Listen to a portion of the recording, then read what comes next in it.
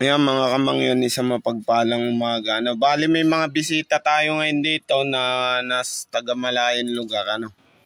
Yun nga lang, siyempre gagalangin natin yung kanilang pagkakakilanlan kasi ito yung mga antingerong tago talaga. Kumbaga hindi nyo sila makikita sa yung nagbablog, yung ganon. O magpakita man sila ng gamit, di ako yung mag-i-explain sa inyo. Yan, pwede ko kayong tumambay dyan sa live natin, pwede nyo ding i-share. Sa mga disclaimer, syempre, dun sa mga naniniwala lang sa ganitong usapin. Pagka hindi po kayo naniniwala, pwede naman po kayong mag-skip. Ito ho'y magagandang gamit, yung pakikita natin ngayon. Tulad na lang nito, ito ang unang lagas ng ngipin ng kalabaw na original. Kasi mapapansin nyo dyan, na tunay siya, yung meron siyang parang talim. Ang labo. Meron siyang parang talim. May talim talaga siya sa dulo.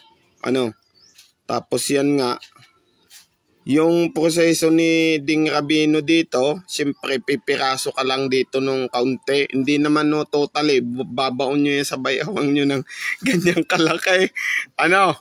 At siyempre yung pinakang nagustuhan ko dito sa lahat, yun nung maalamat na tiw-tiw. Ito yung maalamat na tiw-tiw na original. Na hinahanap po ng lahat. Yung original kasi niyan, umaanak talaga, sumusuloy. Etong kanya, dumami na. Sumuloy na sumuloy. Yan na ho yun. Ito na ho yun. Yan yung original na tiw-tiw na tinatawag. Mahirap mang pakita sa inyo kasi nga, para lang siyang hibla. Pero talaga hong napaka-rare nito. Ayan. Tiw-tiw po, ito yung hinahanap ng karamihan kasi nga magaling ho ito sa pangmamalakaya o sa pangingisda. Yan. Hihingi akong kaunti din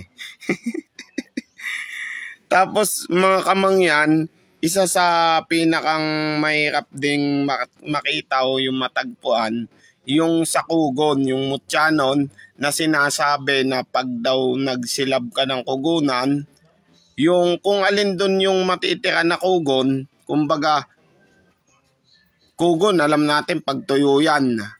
Pag sinunog mo yan, ubos lahat yan. Pero meron dong isang puno na matitira at doon ka makakakuha ng ganyan.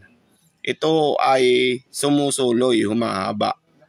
Yung tinatawag na mutya po ng kugon o yung titing kugon. Yan. Tapos meron din po siyang hawak na karayom na luno. Yan ang laki pa. Tapos malambot po yan kahit baluktotin nyo yan. Tapos kumakapit po yan sa magnet. Ibig sabihin bakal talaga siya. Pero nababaluktot. Yung karayom na luno na tinatawag. Yan. Tapos yun naman nung nasa title, yun yung tinatawag na kuko ng sawang bitin. Yan. Siguro naman madami na ho kayong encounter sa ganitong kwento pagdating sa kuko ng sawa.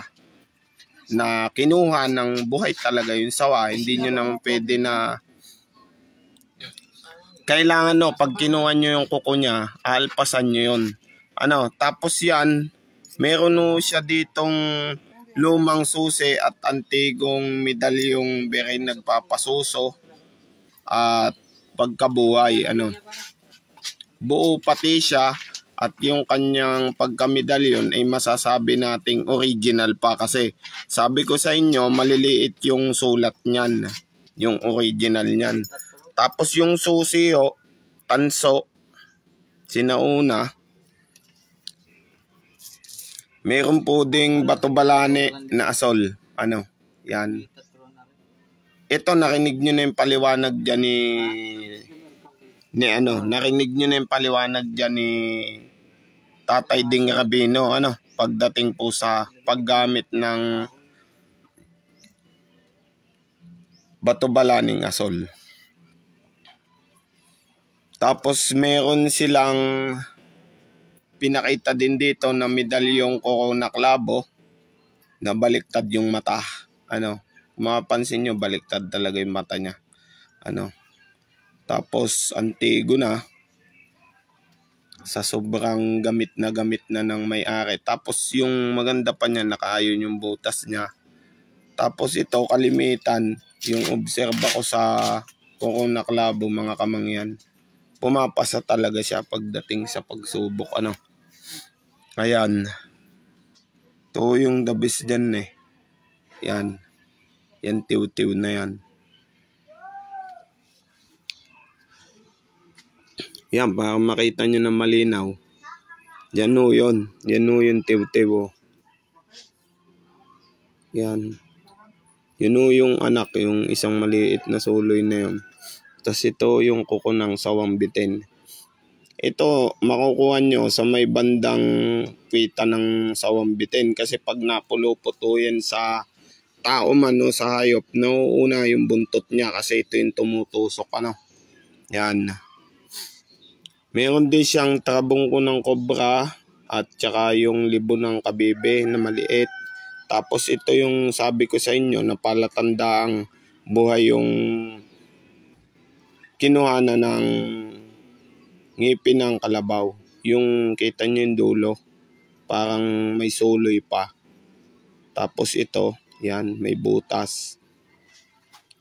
Unang lagas, yun nga lang, yung proseso niyan, sabi nga ni Ding Rabino, ni Tatay Ding Rabino, ibabaon nyo sa baywang nyo, pero hindi naman ho ganyang kalaki. Hindi ho ganong kalaki.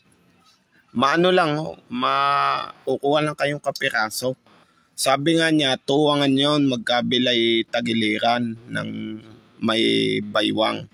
Kasi yung lakas nga natin, dito nang gagaling sa baywang. Ito naman o yung sa medalyon naman, pansinin yung mabuti yung pagkakaiba niya sa mga medalyon ngayon. Buong buo yung imahe ng bata. Tapos maliliit yung sulat. Tapos itong mga kamangyan, lumang susi, tanso talaga. Yung kasi nakikita kong ganito, kulay silver. Yung tansong ganito yung hanapin nyo.